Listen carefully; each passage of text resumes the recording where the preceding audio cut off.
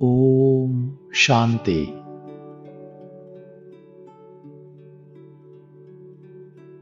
योग में बैठकर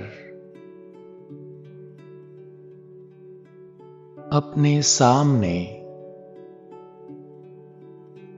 84 जन्मों की सीढ़ी का चित्र स्पष्ट रूप से देखे।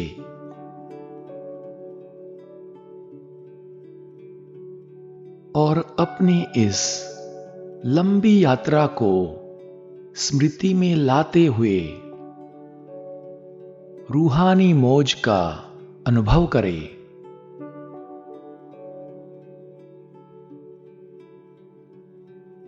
मैं आत्मा सृष्टि के आरंभ में सतयुग अर्थात गोल्डन एज में प्रवेश करता हूं।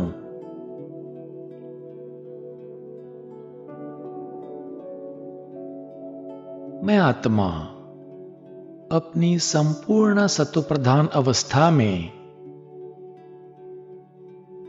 देवी देवता स्वरूप धारण करता हूं।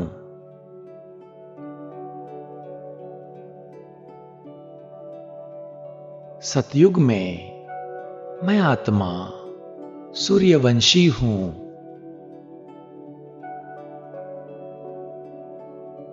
सोलह कला संपूर्ण हूं।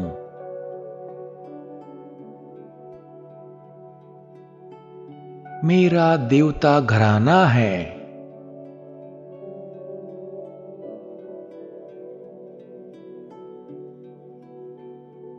सतयुग के प्रारंभ में पृथ्वी पर केवल 9 लाख देवी देवताओं की जनसंख्या है।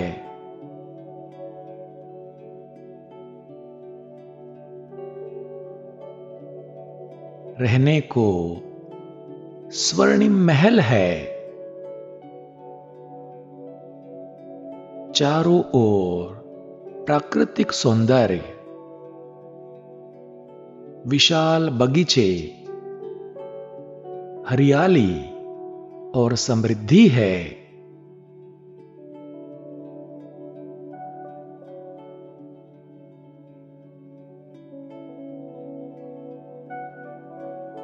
हर आत्मा सुखी है और दूसरों को सुख देने वाली है।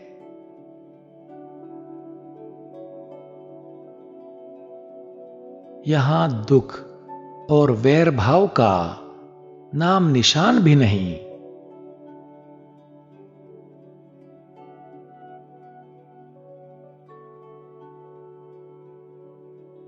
सतयुग में श्री कृष्ण और श्री राधे स्वर्ग के राजकुमार राजकुमारी है। मैं आत्मा भी उनके साथ राजकुमार राजकुमारी के रूप में हूं।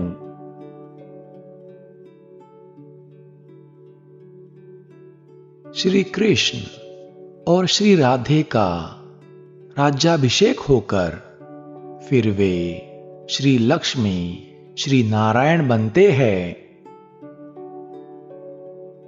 सतयुग में श्री लक्ष्मी श्री नारायण का राज्य है।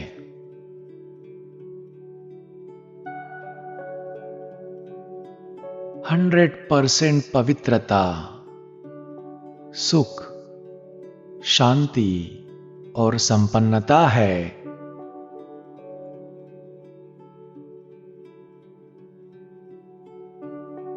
सतयुग के 1250 वर्षों में मैं आत्मा 8 जन्म लेता हूं।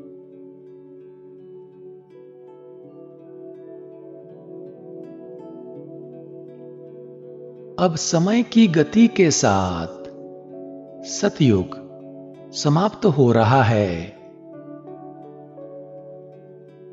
जनसंख्या बढ़कर 2 करोड़ हो जाती है और त्रेता युग का प्रारंभ होता है। मैं आत्मा अभी भी सत्वगुण संपन्न हूं, लेकिन अब सतो सामान्य अवस्था में आता हूं। दो कलाएं कम होने से मैं आत्मा 14 कला संपन्न हूं। अब मैं आत्मा चंद्रवंशी हूं।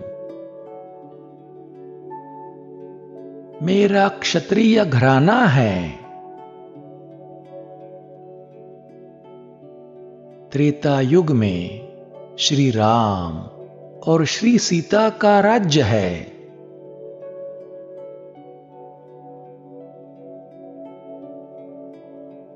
सतयुग की तुलना में संपन्नता थोड़ी कम हुई है, फिर भी सुख और मर्यादा का जीवन है।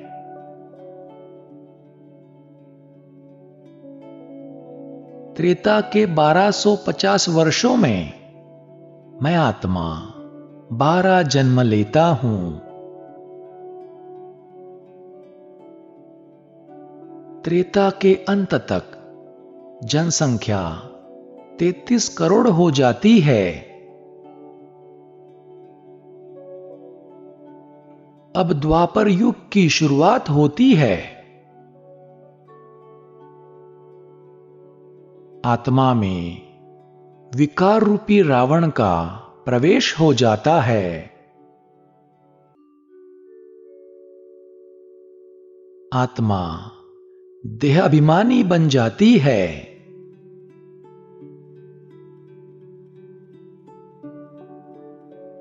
आत्मा विकारों के कारण, देह अभिमान के कारण दुखी होने से फिर भक्ति मार्ग का आरंभ होता है।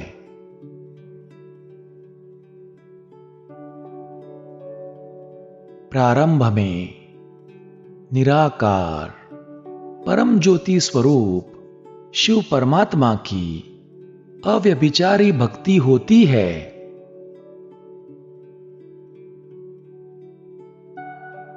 फिर धीरे धीरे अनेक देवी देवताओं की भक्ति प्रारंभ हो जाती है।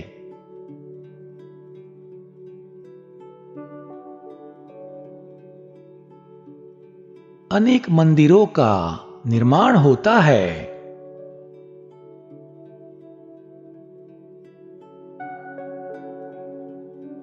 मैं आत्मा अब पुजारी बन जाता हूं।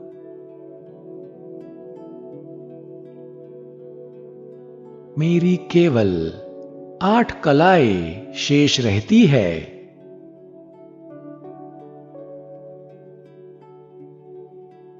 द्वापर में मैं आत्मा रजो प्रधान अवस्था में आ जाता हूं।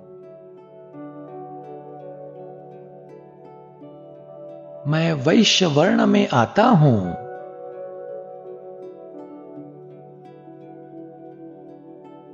द्वापर युग के 1250 वर्षों में मैं 21 जन्म लेता हूं।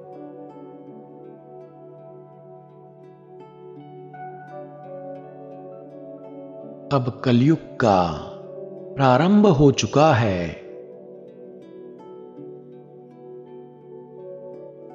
भक्ति अति में पहुंच जाती है।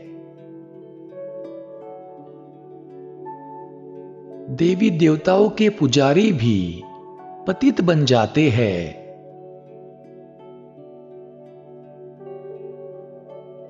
आत्मा कलाहीन होकर तमो प्रधान बन जाती है। क्षुद्र वर्ण में आती है।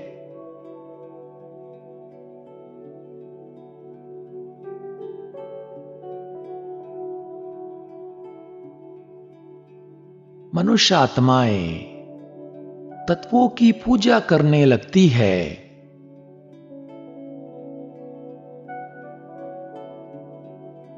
यज्ञ, तप और अनेक कर्मकांड बढ़ जाते हैं।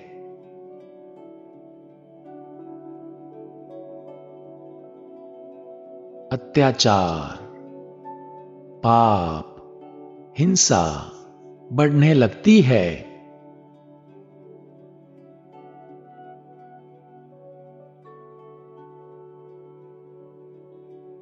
संत और साधु समाज अधोगति को थमाने की कोशिश कर रहे हैं।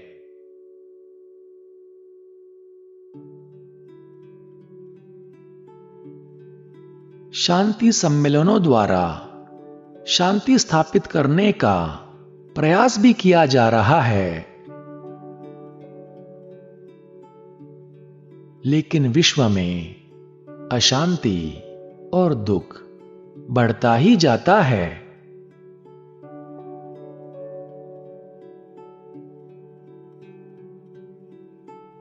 शास्त्रों का ज्ञान और आध्यात्मिक परंपरा होने के बावजूद भी भारत की अधोगति ही हो रही है।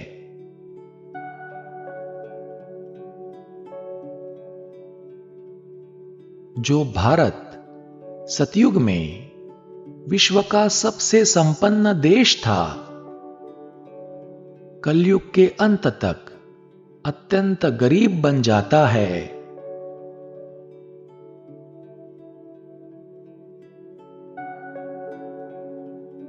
कलयुग के 1250 वर्षों में मैं आत्मा 42 जन्म लेता हूं।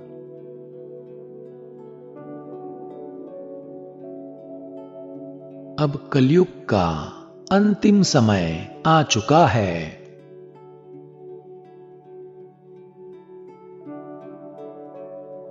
इसी समय सृष्टि परिवर्तन के लिए निराकार शिव परमात्मा परमधाम से अवतरित होते हैं।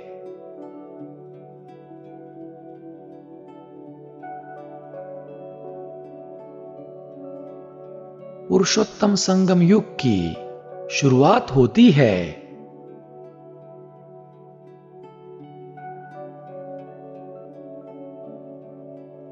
ब्रह्मा तन द्वारा सत्य गीता ज्ञान देकर शिव बाबा हमें ब्राह्मण बनाते हैं।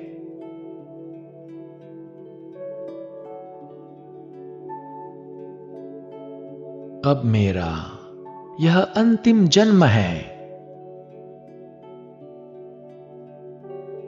इस एक जन्म में आत्मा की चढ़ती कला प्रारंभ होती है।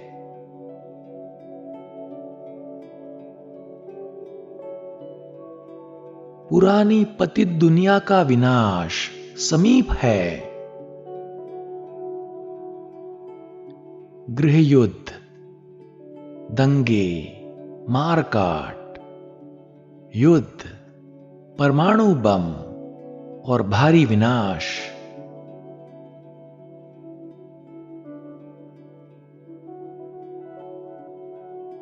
पांचों तत्व भी उग्र रूप धारण कर रहे हैं।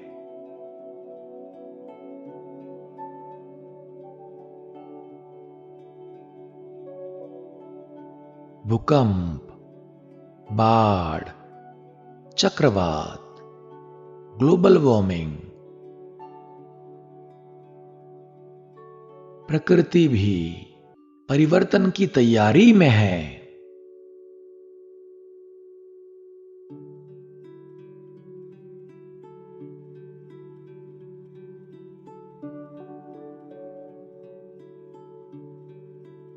एक तरफ महाविनाश शुरू हो चुका है और दूसरी तरफ परमपिता शिव परमात्मा, ब्रह्मा, सरस्वती और हम बच्चों द्वारा स्वर्ग की स्थापना का कार्य संपन्न हो रहा है।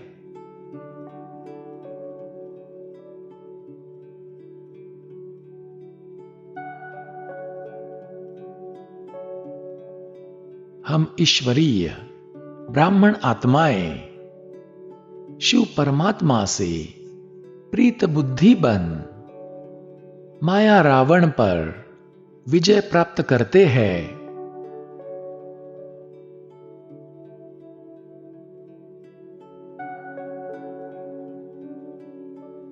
परमपिता शिव परमात्मा रूहानी ज्ञान और राजयोग द्वारा याद की यात्रा द्वारा हमें गति सद्गति मुक्ति जीवन मुक्ति की ओर ले जा रहे हैं।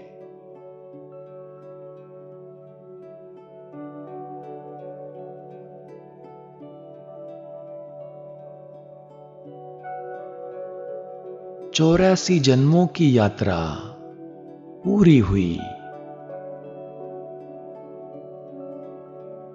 अब हम आत्माओं को परमधाम घर लौटना है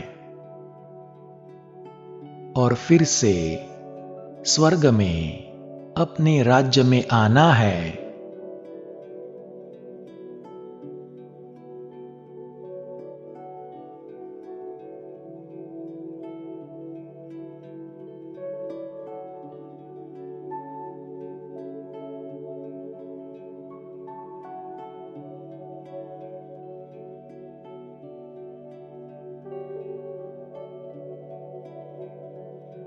ओम शांति।